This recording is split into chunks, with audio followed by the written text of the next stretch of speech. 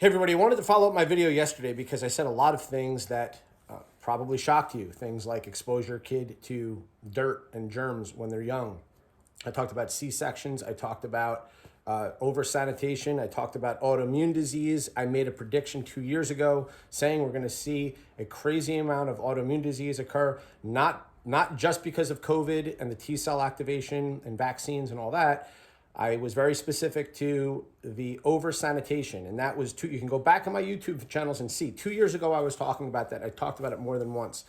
So many of you asked, can you give further evidence, like more recent stuff? Because in my book, I wrote it 6 years ago now, and the UTC manual, it's on its 13th edition. It was updated this past summer, and you will see in there, I'm talking about the cost benefit analysis of antibiotics, Purelling, and doing all these things. We have to have a very clear understanding of what's worth it and what's not. Like I said, it's only been within the past 100 years that even bathing has become a luxury. So I want you guys to listen. This came out in literally 2 weeks ago. This is from Dr. Rhonda Patrick, interviewing an expert in the microbiome. Seems as though during early development, it would be very important if that's, if you're shaping the overall general stability of the gut microbiome in the first 3 years of life, what impact, for example, feeding your infant and young child, breast milk, which has things like human milk oligosaccharides and a variety of factors that have been shown to be very important for the gut microbiome and shaping it, and then also, what foods you do feed your child, or antibiotic use, or factors like that. Do you think that parents should be focused somewhat on the health of their young growing child's gut microbiome in those first 3 years of life, or exposing them to, for example, soil and other bacterial exposures that they're getting from their environment? I think that the data we have certainly points toward that direction. So there's lots of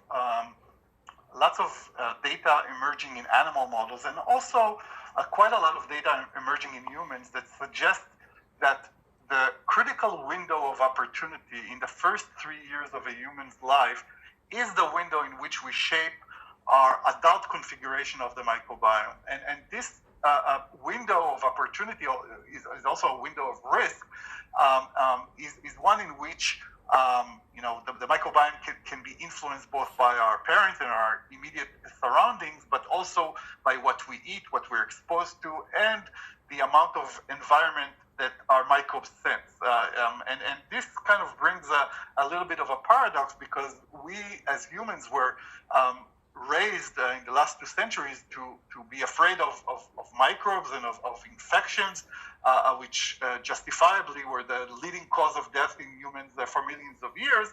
But we now are slowly realizing that by overly protecting our children from exposure to these microbes that surround us in every material that surrounds a young child, may predispose to an underdevelopment of their microbiome. In other words, by subjecting kids to an overly sterile condition, we may be harming them by not allowing their microbiome to shape in a diverse enough manner that would train our immune system and would impact our healthy metabolism in a way that would result in health in years to come. And especially in mice, but also to some extent in humans, it was shown that early life exposure to antibiotics, for example, could save lives in many cases, but the price that we may pay is an increased risk for diseases such as asthma. These are elegant studies that were performed by my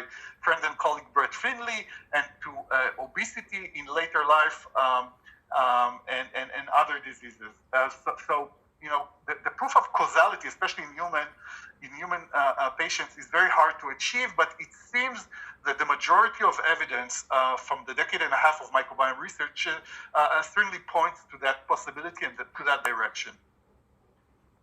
I remember my son is now 4, but when I was a really new mother, I remember coming across a study where early life exposure within the first year to dirt, like dirt and obviously the bacteria that are in the dirt, it seemed to be protective against later development of asthma was a big one. I think there was an autoimmune type of response, and so I really as you mentioned, we this hygiene obsession that we have in industrialized nations, which there's a good rationale behind that, but we all live in these buildings, and not many people have any dirt or trees or just sand, and so you really in some cases have to make an effort to go out and expose your young child, let them play in the dirt, let them get dirty. And so I definitely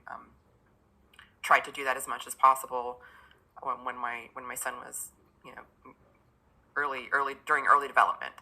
So I totally agree, and this is supported, for example, by epidemiological evidence of some of the autoimmune or autoinflammatory diseases being much less prevalent in kind of quote unquote dirtier countries, or countries in which the prevalence of exposure at early life to environmental infection is higher as compared to cleaner quote unquote countries which suffer from a marked increase in these autoimmune or autoinflammatory diseases.